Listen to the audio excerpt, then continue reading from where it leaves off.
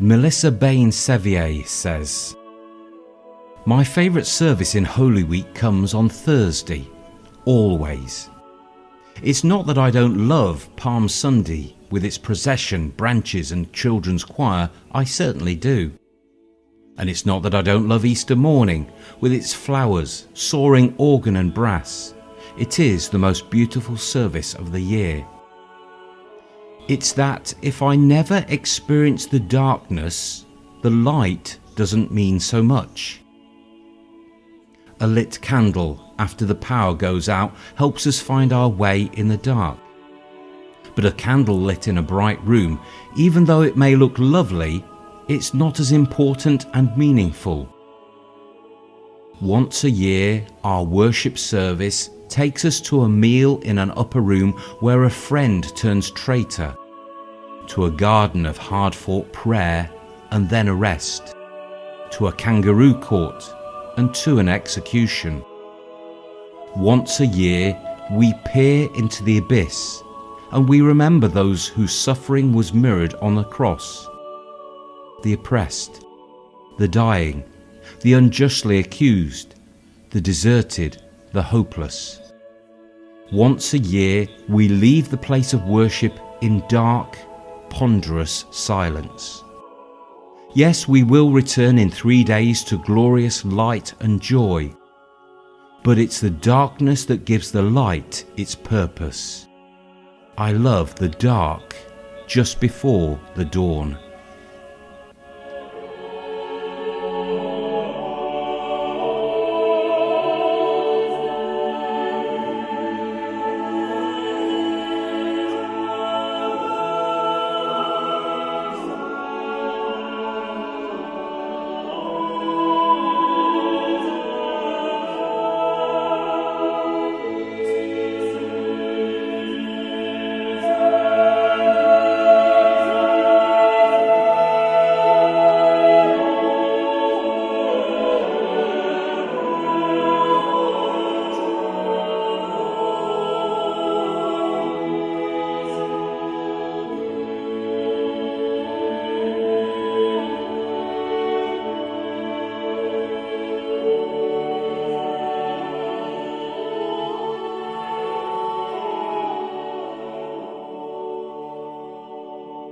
Holy Thursday. At the Table, Speaking of Love, by Jan Richardson. As this season has been unfolding, we've been talking about the wild language of Lent, noticing the words that have tugged at our attention, the vocabulary that has helped us make a map through these wilderness days. Now the language intensifies and the vocabulary takes on an urgent edge as it traces a path through these days of horror and of hope. Moving into Holy Week, we listen close and more closely still to the words being said now as one does before a death. Holy Thursday draws us to the table in the company of Jesus and the disciples as he begins to speak his final words on this side of his dying. The disciples will not understand everything Jesus has to say, will not be able to comprehend fully the import of what he is telling them, but his words will sear themselves into their hearts nonetheless. These are the words that will return to the disciples later, in that bewildering time known as after. These are the words that will comfort them and also stir their courage for the path that awaits them still. But for now they, and we, are at the table. As the night unfolds, we will see that the word at the centre of Jesus' vocabulary is this: love. In John's Gospel, in what's known as the Farewell Discourse, from John 13:31 to chapter 17:26, Jesus will speak the word love 31 times.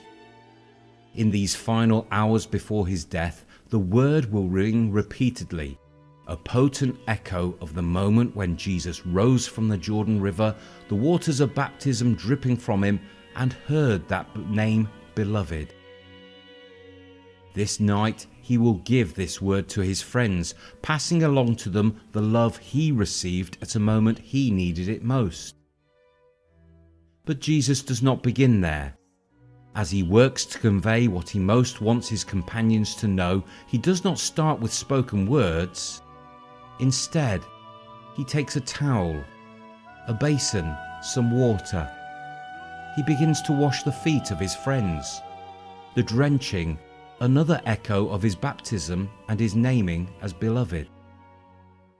Perhaps more than anything, Jesus could say this night, and he goes on to say quite a lot as he opens his heart at the table, that this washing speaks to the hearts of the disciples. In this sacramental gesture, we see Jesus' vocabulary in action, Word made flesh. The love that Jesus enacts and speaks this night is an extraordinary gift and grace. But, as the disciples will hear Jesus say at the table, such a grace is not reserved solely for them. They are to pass the gift along, to enact this word, to live this word, to give flesh to this word in the world. For I have set you an example, Jesus tells them as he returns to the table after washing their feet, that you also should do as I have done to you. This is my commandment, Jesus will say to them a little later as they linger at the table, that you love one another as I have loved you. So as we approach the table this week, how will we listen for the love that meets us there? How will we allow ourselves to receive the gift and the grace of this love? When we leave the table, how will we carry this love with us? How will we enact this love, giving it flesh for the life of our world?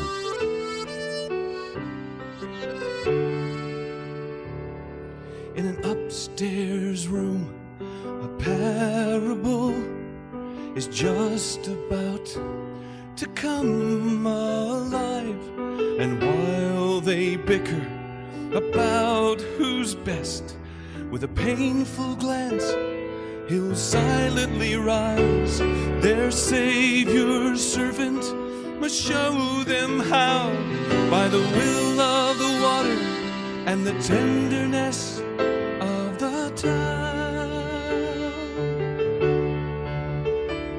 And the call is to community, the impoverished power that sets the soul free in humility, to take the vow that day after day we must take up the basin and the town.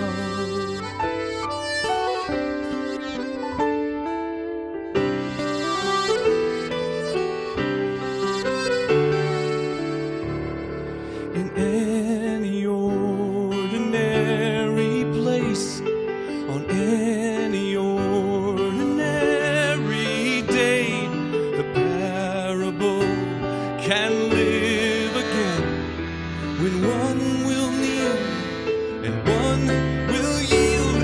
Our Savior's servant must show us how, by the will of the water and the tenderness of the town. And the space between ourselves sometimes is more than the distance between the stars.